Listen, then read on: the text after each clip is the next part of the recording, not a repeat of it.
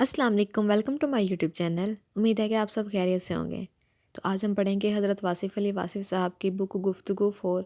जैसे कि आप जानते हैं कि मैंने वासिफ़ साहब की गुफ्तगू जो बुक है उनकी 3 जिल्दें अभी तक आप लोगों के साथ शेयर की हैं, और ये जो गुफ्तगू 3 थी और गुफ्तगू 4 है, इनमें से मैं आप लोगों के साथ सिलेक्टिव टॉपिक्स शेयर कर रही हूँ। इसके अलावा भी अगर आप लोग कोई टॉपिक सुनना चाहते हैं या किसी दूसरे राइटर की बुक सुनना चाहते हैं तो आप लोग मुझे कमेंट सेक्शन में लाजमी बताया करें। और इसके अलावा आप लोग मेरे इंस्टाग्राम अकाउंट पर भी मुझसे रब्ता कर सकते हैं, जिसका लिंक मैंने अपने चैनल पे दिया हुआ है। सबसे पहले तो मैं आप लोगों से बहुत माज़रत ख़्वाह क्योंकि मैं काफ़ी दिनों से कोई वीडियो अपलोड नहीं कर पाई। तो उसकी वजह ये थी कि मैं बीमार काफ़ी ज़्यादा थी, जिसकी वजह से मैं एक्टिव नहीं हो सकी। तो पहले तो उन लोगों का बहुत बहुत शुक्रिया कि जिन्होंने मुझसे मेरे इंस्टाग्राम अकाउंट पे मुझसे कांटेक्ट किया और मुझसे मेरी खैरियत के बारे में पूछा। तो कुछ लोगों के तो मैं उनको रिप्लाई कर चुकी हूँ, लेकिन अभी भी मैं इतनी ज़्यादा एक्टिव नहीं हुई वहाँ पे कि मैं सबको रिस्पॉन्स कर सकूँ। तो लेकिन फिर भी आप लोगों का बहुत शुक्रिया कि आप लोगों ने मुझे याद रखा और आप लोगों ने मेरी वीडियोस को मिस किया। अब मैं पहले से काफ़ी बेहतर हूँ, तो इंशाल्लाह मैं अपनी पूरी कोशिश करूँगी कि मैं आप लोगों के साथ डेली वीडियोस शेयर करूँ। तो आज का हमारा टॉपिक है, आपने फरमाया कि जो तकलीफ़ अल्लाह की तरफ राग़ब करे वो अल्लाह का एहसान होती है। तो अगर गुनाह कबीरा के बाद इंसान अल्लाह की तरफ राग़ब हो जाए तो? जवाब, अगर गुनाह के बाद इंसान अल्लाह की तरफ राग़ब हो जाता है तो आप ये समझो कि असल में अल्लाह ताला की तरफ से राग़ब होने का फ़ैसला इंसान नहीं कर सकता। ये अल्लाह ताला की मंशा है, और चूँकि वो इंसानों को बेपनाह माफ़ करने वाला है, और जब माफ़ करने पर माइल होता है तो इंसानों को अपने दरवाज़े का साइल बना देता है। तौबा के बाद गुनाह का ज़िक्र भी गुनाह है। तौबा का मायने है रजू इला अल्लाह, यानी रास्ता मुड़ जाना। जब इंसान अल्लाह के पास आता है तो तौबा करके आता है। तौबा के बाद ज़िक्र गुनाह मना है, और तौबा की मंजूरी का सबूत ये है कि याद गुनाह भी ख़त्म हो जाती है। गुनाह कबीरा को ज़रिया नेकी इसलिए नहीं कह सकते कि ज़माना इसी के अंदर मुब्तला हो जाता है। गुनाह कबीरा अगर इसको कहेंगे तो ये अल्लाह के लिए एक चैलेंज हो जाएगा कि इसने किस तरह माफ़ कर दिया। जो कवानीन समाज के लिए मुरतब हो गए हैं उनके लिए वॉयलेशन बयान नहीं करनी है, क्योंकि वो इसी तरह हैं जिस तरह इस्लाम ने बयान किया कर दिए हैं। आप ये देखो कि गुनाह के बाद आप सज़ा की तरफ जा रहे थे, मगर कोई नेकी काम आ गई। नेकी गुनाह पर हावी हो सकती है, और दुआ जो है ये इब्तला पर हावी हो सकती है, और अल्लाह का फ़ज़ल इसके गज़ब पर हावी है, और शफ़ाअत जो है ये इंसाफ पर हावी है। इसलिए आप अल्लाह के एहसानात देखो। सिर्फ़ माँ की दुआ से और बाप की दुआ से कितने काम बन जाते हैं। आपके बुज़ुर्ग आपके लिए दुआ करते हैं, और आपके आने वाले बच्चे भी आपके लिए दुआ करेंगे। इसलिए गुनाह अल्लाह की बारगाह से एक किस्म का इनकार है। अगर बंदा इनकार करे तो इसके लिए तौबा का दरवाज़ा है। तौबा बनी ही इसलिए है। अबलीस वाहद ज़ात है जो तौबा नहीं करती। अबलीस कहते ही इसको हैं जो अल्लाह की तरफ से मायूस हो। वो आदमी जो अल्लाह की रहमत से मायूस हो जाए वो अबलीस है, और इंसानों में अबलीस वो है जो तौबा का दरवाज़ा बंद समझता है, या जो दुआ के करीब नहीं जाता। दुआ पर जिसका फेथ नहीं है, इसके लिए बख्शिश नहीं है। दुआ का मतलब ही यही है कि हमारे अमाल इस काबिल नहीं है कि अल्लाह के सामने पेश कर सके। ये तेरा फ़ज़ल है जो हम पर मेहरबानी करेगा और हमें फिर से ताज़ा दम बनाएगा। तौबा भी एक दुआ है, और दुआ भी एक तौबा है। तौबा के बाद मुहासबा नहीं होता। अब किस लिए है मेरे गुनाहों का है एहतसाब, जब वास्ता दिया है तुम्हारे हबीब का। अल्लाह का एक तरीका ये है कि जहाँ गुनाह ज़्यादा हो वहाँ अज़ाब आता है, और अल्लाह की एक सुन्नत ये है कि जहाँ गुनाह ज़्यादा हो वहाँ रहमत आती है, बल्कि रहमतुल्लिल आलमीन सल्लल्लाहु अलैहि वसल्लम आते हैं।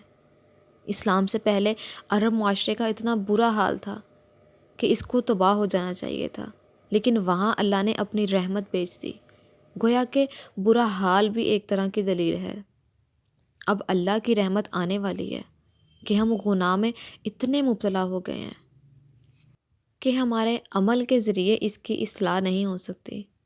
اب وقت آ گیا ہے کہ اللہ ہی بچا سکتا ہے، کیونکہ اب نہ ہماری توبہ ہمیں بچا سکتی ہے اور نہ ہماری نیکی ہمیں بچا سکتی ہے۔ اب وقت بھی آخری آ چکا ہے، ہمارے عذاب بھی شل گئے ہیں۔ تب اللہ تعالیٰ مہربانی فرماتا ہے اور انسان توبہ کے راستے ایمان میں داخل ہو جاتا ہے۔ سوال: کوئی ایسا طریقہ بتائیں کہ جس سے ہم بے غم ہو جائیں۔ جواب: یہ بڑا مشکل ہے۔ جب تک ایمان پورا نہیں ہوتا انسان بے غم نہیں ہو سکتا۔ جب تک کچھ باتوں پر آپ کو ایمان نہ آ جائے تب تک آپ بے غم نہیں ہو سکتے۔ عزت اور ذلت اللہ کی طرف سے ہے۔ وَتُعِزُّ مَن تَشَاءُ وَتُذِلُّ مَن تَشَاءُ۔ ذلت بھی ادھر سے آ گئی اور عزت بھی ادھر سے آ گئی، اور رزق جو ہے یہ اللہ کے پاس ہے۔ یعنی کوئی مخلوق زمین پر ایسی نہیں ہے جس کا رزق اللہ کے پاس نہ ہو، اور اللہ اپنی مخلوق سے غافل نہیں ہوتا۔ میں نے یہ آپ کو بتایا تھا کہ رزق صرف یہ نہیں ہے کہ جیب میں مال ہو، بلکہ رزق یہ بھی ہے کہ ذہن میں خیال ہو اور دل میں حال ہو۔ شکل کا ہونا رزق ہے، نگاہ میں بینائی کا ہونا رزق ہے، ماں باپ کا زندہ ہونا رزق ہے، اولاد کا زندہ ہونا رزق ہے۔ اگر آپ قائم ہیں تو یہ رزق ہے۔ تو رزق صرف یہ نہیں ہے کہ جیب میں مال اور بینک میں پیسہ ہو۔ بعض اوقات ایسا ہوتا ہے کہ پیسہ انسان کے پاس نہیں ہوتا لیکن باقی سب چیزیں ہوتی ہیں اور وہ گلہ کرتا رہتا ہے۔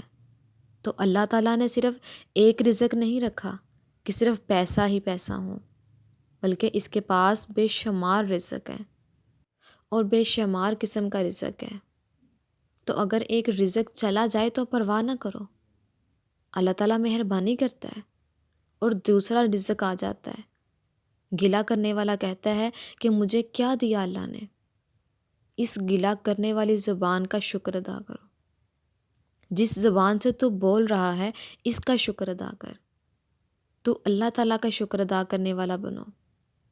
پیسے کے علاوہ بھی رزق آپ کو ملا ہے، اس کا بھی شکر ادا کرو۔ اگر ایمان ملا تو اس کا بھی شکر ادا کرو۔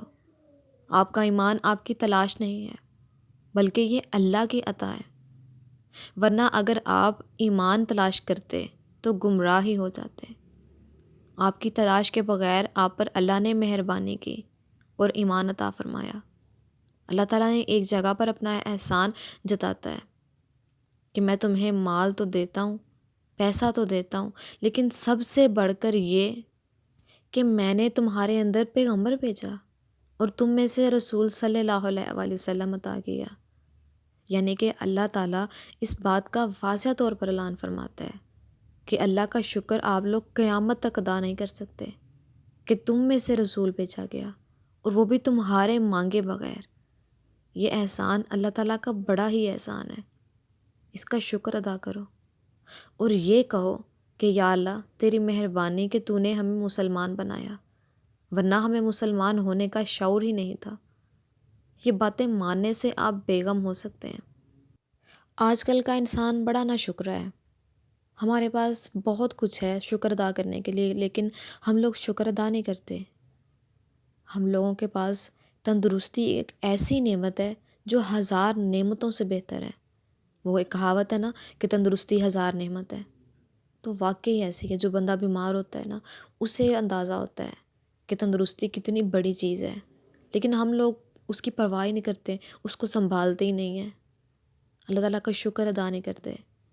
اگر ہم لوگ اپنے سے کم تر لوگوں کو دیکھیں جو ہم سے نیچے ہیں، آج کل جو مہنگائی کا دور ہے، اگر ہم لوگ ان کو دیکھیں تو ہم لوگ جتنا اللہ تعالیٰ کا شکر ادا کریں اتنا کم ہے۔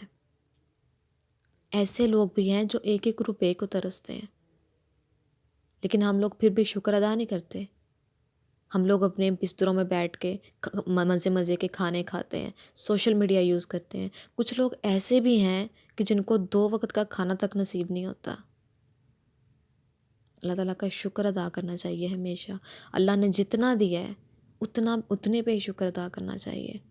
ہم لوگ اس قابل نہیں ہیں، ہمارے اعمال اس قابل نہیں ہیں کہ وہ ہمیں نوازتا ہی رہے، لیکن پھر بھی وہ اللہ ہے، 70 ماؤں سے زیادہ پیار کرنے والا ہے، وہ ہمیں نوازتا ہے، ہمیں دنیا کی ہر نعمت عطا کرتا ہے۔ لیکن ہم لوگ بعض ایسے بھی ہیں کہ جو ان کو نعمتیں نظر ہی نہیں آتی، ان کو لگتا ہے کہ یہ تو معمولی سی چیز ہے، یہ تو ہر کسی کے پاس ہوگی، لیکن جس کے پاس نہیں ہے نا، ان سے جا کے کبھی پوچھیں کہ ان کو وہ نعمت کتنی بڑی لگتی ہے اللہ تعالیٰ کی۔ ہمیشہ اللہ تعالیٰ کا شکر ادا کرنا چاہیے۔ اللہ تعالیٰ ہم سب کو اپنا شکر ادا کرنے والا بنائے، اور اپنی عبادت کرنے کی توفیق عطا فرمائے، اور اس کے راستے پر چلنے کی توفیق عطا فرمائے، آمین۔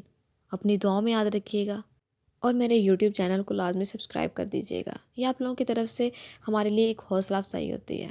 انشاءاللہ ملتے ہیں ایک نئی ویڈیو کے ساتھ، ایک نئے ٹاپک کے ساتھ۔ اللہ حافظ۔